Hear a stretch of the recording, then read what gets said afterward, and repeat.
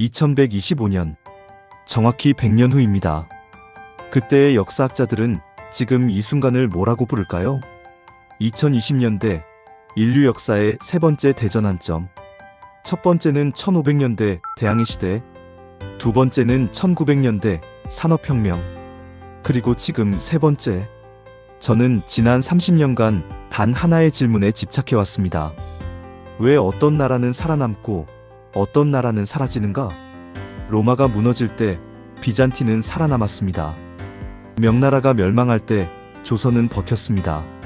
소련이 해체될 때 한국은 도약했습니다. 패턴이 있습니다. 법칙이 있습니다.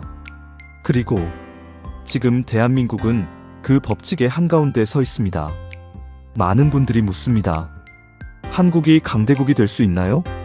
제 대답은 이렇습니다. 질문이 틀렸습니다. 강대국은 20세기 단어입니다.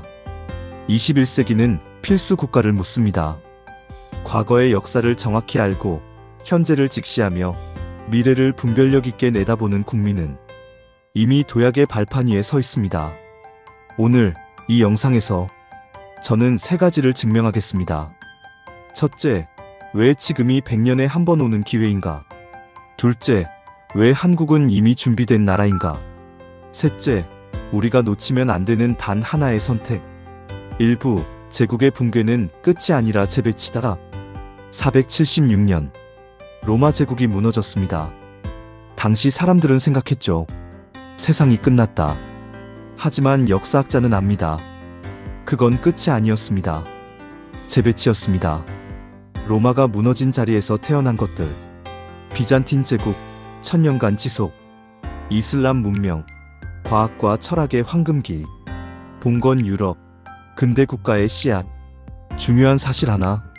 패권 교체는 강한 나라가 약해질 때 일어나는 게 아닙니다.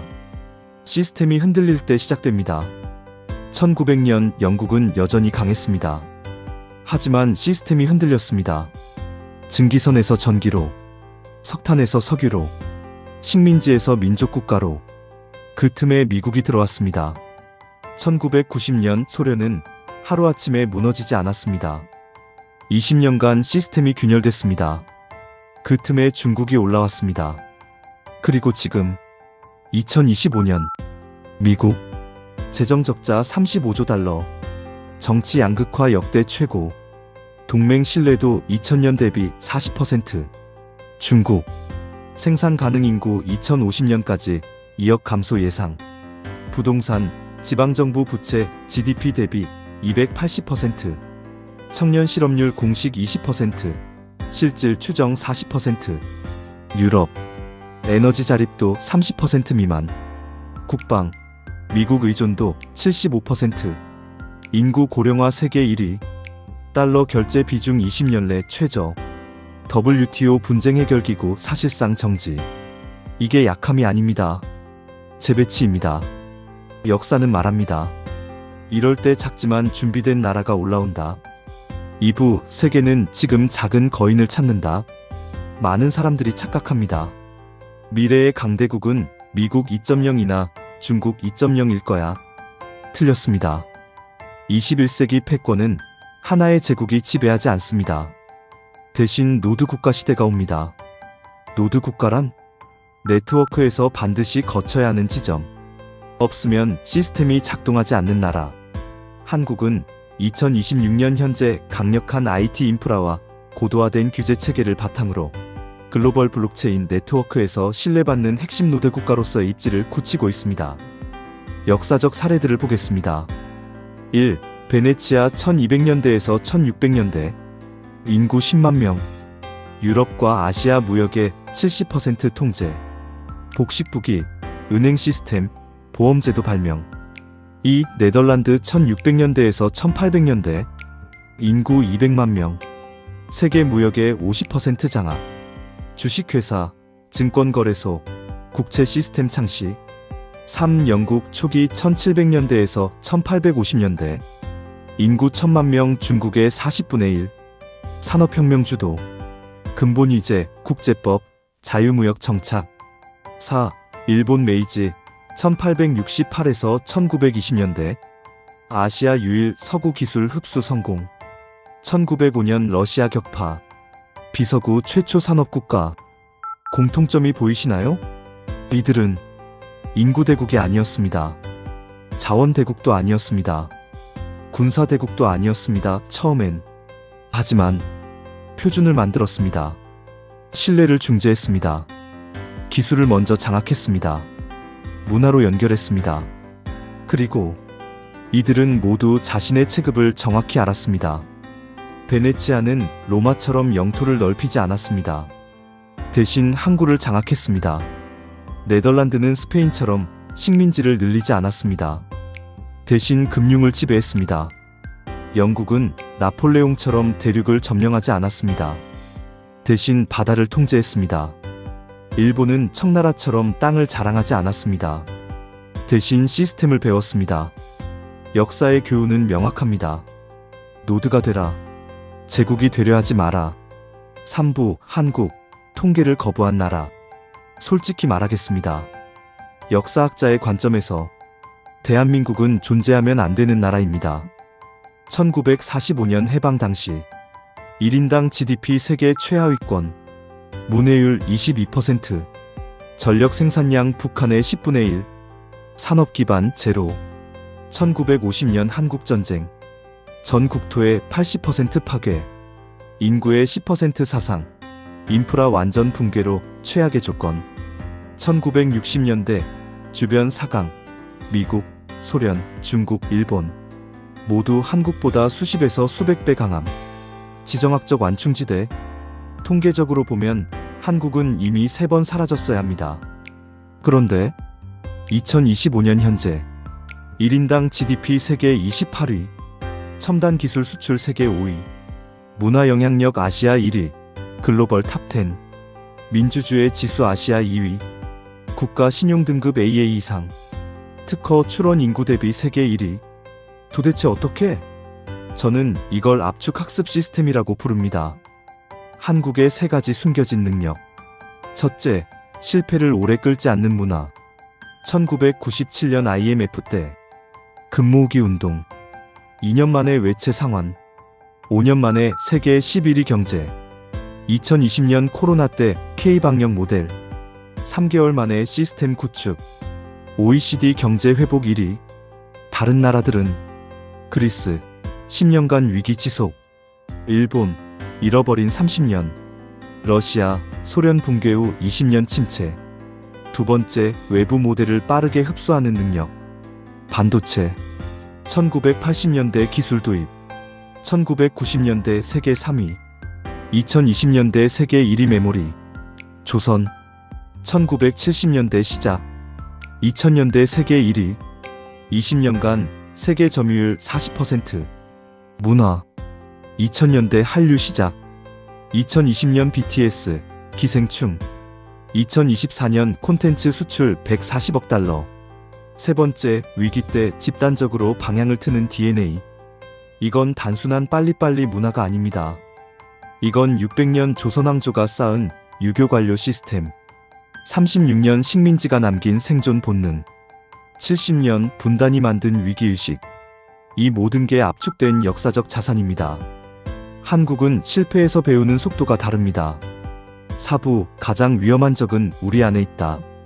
그런데 지금 한국은 이상한 집단 최면에 걸려 있습니다. 우린 작은 나라야. 인구가 적어서 한계가 있어. 미중 사이에 끼어서 어쩔 수 없어. 이미 늦었어. 저는 전 세계 50개국을 연구했습니다. 단언컨대 한국만큼 자기 과소평가가 심한 나라는 없습니다. 객관적 데이터를 보겠습니다.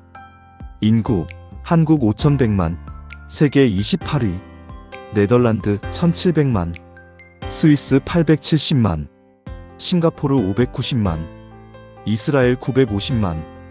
이들은 모두 작다는 핑계를 대지 않습니다. 자원, 한국 에너지 수입 의존도 95%, 일본 96%, 독일 60%, 영국 40%, 과거 100%. 자원이 없어서 망한 나라보다 자원이 많아서 망한 나라가 훨씬 많습니다. 베네수엘라, 나이지리아, 사우디의 과거.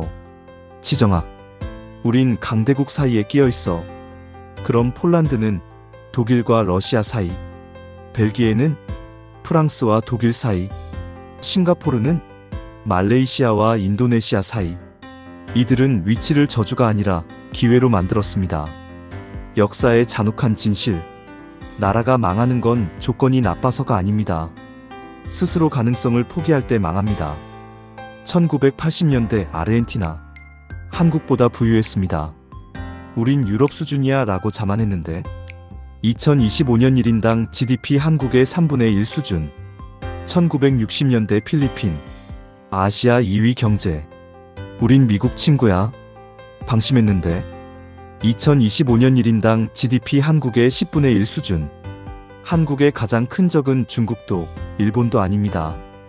우린 안 되라는 집단 무기력입니다. 5부. 2025년에서 2045년 20년의 기회. 이제 핵심 질문입니다. 그래서 한국은 뭘 해야 하는가? 저는 앞으로 20년을 역사의 결정적 20년이라고 부릅니다. 왜 20년일까요? 2025년 미중 패권 경쟁 정점. 2035년 중국 인구 본격 감소. 2045년 새로운 글로벌 질서 정착. 이 20년 안에 모든 게 결정됩니다. 21세기 노드 국가의 4가지 조건. 1. 기술 통제력. 단순 생산이 아니라 표준을 만드는 힘. 2. 시스템 신뢰도. 예측 가능하고 투명한 제도. 3. 인재 흡입력. 세계 인재가 모이는 생태계. 4. 문화 영향력. 소프트 파워로 연결하는 능력. 놀라운 사실. 이 4가지를 모두 갖춘 나라는 전 세계에 5개뿐입니다. 미국, 영국, 독일, 일본. 그리고 한국. 중국은 시스템 신뢰도 부족. 인도는 기술 통제력 부족. 브라질은 문화 영향력 부족. 러시아는 모든 영역 약화. 한국은 이미 문턱을 넘었습니다. 문제는 단 하나. 이 4가지를 하나의 전략으로 묶고 있는가? 지금 한국은 퍼즐 조각을 다 가지고 있는데 조리법을 모르는 상태입니다. 6부. 2125년에서 온 편지. 2125년. 100년 후. 그때의 역사학자는 이렇게 쓸 겁니다. 21세기 초반, 세계는 두 갈래 길에 섰다. 하나는 힘의 경쟁. 미국과 중국이 선택한 길. 다른 하나는 연결의 중재. 작지만 신뢰받는 나라들이 선택한 길. 그중 대한민국은 특별했다. 그들은 가장 시끄럽지 않게, 그러나 가장 정확하게 움직였다. 반도체로 기술을 잡았고, K 콘텐츠로 문화를 연결했고, 민주주의로 신뢰를 쌓았고, 혁신으로 인재를 모았다. 2045년 새로운 질서가 정착될 때 한국은 빠지면 안 되는 나라가 되어 있었다. 역사는 묻지 않습니다.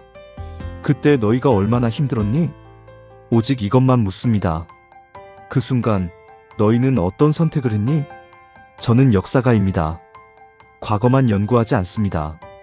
아직 쓰이지 않은 미래의 역사를 읽습니다. 그리고 확신합니다. 2026년 대한민국은 100년에 한 번 오는 기회 앞에 서 있습니다. 이 기회를 잡을까요? 놓칠까요? 그건 정부가 결정하지 않습니다. 대기업이 결정하지 않습니다. 지금 이 영상을 보는 당신이 결정합니다. 당신이 우린 안 되라고 말하는 순간 역사는 그렇게 기록됩니다.